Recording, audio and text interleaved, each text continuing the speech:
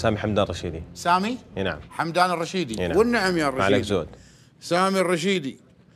سامي من اهل حايل؟ اي نعم من اهل حايل. والنعم فيكم حايل ويزين حايل واهلها. بعد روح. بتونسنا؟ بتسوي شيء يضحك؟ ابغى انسكم انا الحين. ها؟ ابغى انسكم. بس نبي شيء عادي يعني تفاجئنا فيه. ايه كذا. حلو. بس أنا مرة خايف. ومرة؟ مرة ما أدري. ما معك حلاوة وما معك شيء؟ لا معي حلاوة شريت عصير وبطاطس وبس كذا. ليش خجلان؟ ليش خجلان؟ لاعبي والله لاعبي. خايفة مرة. ها؟ خايفة أنا. من شنو؟ منكم أنا. يلا سولف عدل. خلاص. سولف عدل. لا تسوي كذا. عشان تتكلم عن عدل. طيب اتكلم عدل. لا مو قاعد اتكلم عن عدل. هلا اتكلم عدل أنا الحين. يلا غيره. مسكونة. ذاك اليوم رحت أنا وجماعة بقالة. شريت عصير وبطاطس. بعدين جاني هندي يقول أنت وشو مشكلة؟ أنت بزورة مشكلة را؟ مشورة رو. بعدين قلت قاعد مخمس. ليش كذا؟ بعدين شريت سيارة رحت أنا مع أنت صغير شلون سيارة؟ شريت سيارة. سوق سيارة؟ إيه سوق سيارة. عادي ولا اوتوماتيك؟ لا غير اوتوماتيك. اوتوماتيك. إيه بعدين أمشي كذا.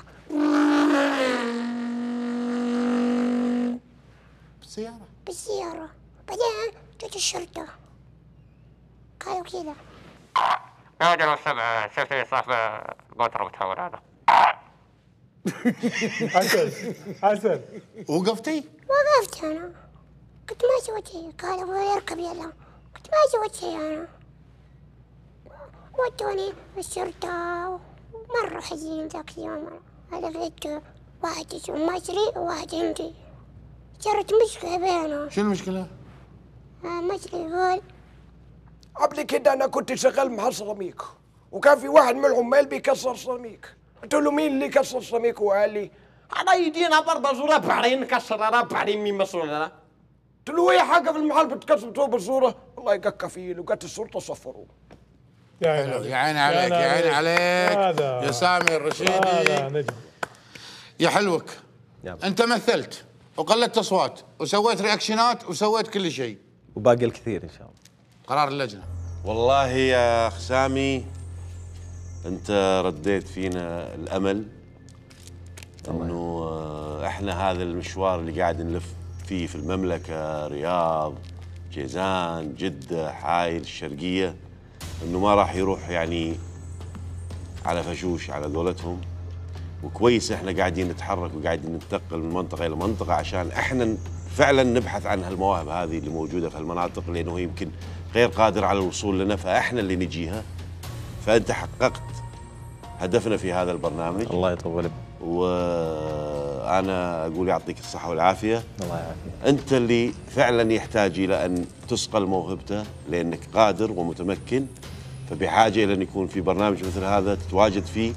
وبعدين عاد دور القائمين على البرنامج في صقل موهبتك وتقديمك بشكل متميز واكاديمي. الله يطول. انا اقول نعم وبكل تاكيد يعني. نعم بكل تاكيد. عامر الحمود استاذ ابو فيصل استاذ ابو طلال. سامي والله ان فعلا مو نجم يعني ما شاء الله عليك تبارك الله. داخل بهدوء قلنا الله يعني ايش حيقدم هو هادي كذا. هدوءك هذا سبحان الله شعلنا كذا من جوا. الله يطول. يعني نقول هذه الموهبة اللي لازم نبحث عنها. هذا البرنامج يعني اساسه عشان هالمواهب الحلوه الجميله. الله يرضى عليك. انت مو نجم كوميدي حتكون، انت حتنافس صدقني، حتنافس وحتنافس بشكل كبير